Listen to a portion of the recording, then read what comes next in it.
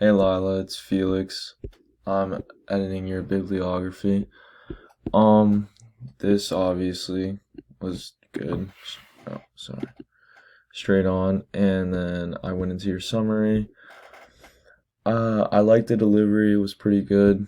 Um, Obviously I have like a few things. This was just like you were listing things, so you should have added a comma there.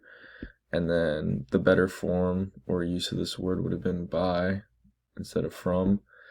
And then you didn't have any in-text citations on this document, but I mean, I still like the delivery. It was still like, it still came out pretty good. You just could have followed instructions a little better.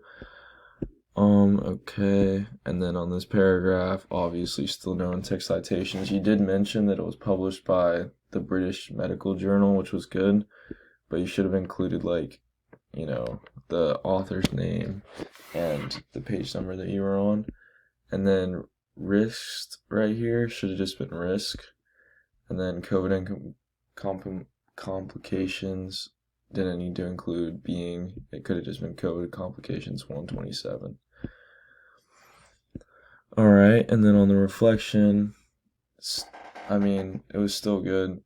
Obviously, you forgot your in-text citation, and then could have had a little bit, could have just done highlight instead of highlights.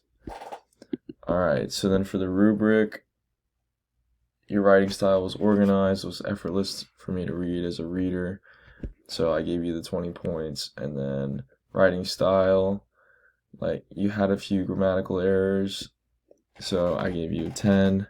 But obviously, if you fix those up, then it's an easy 20 points.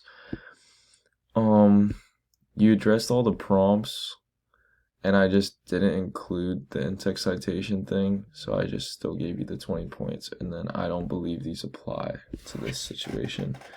So yeah, other than that, good job. I believe that's all.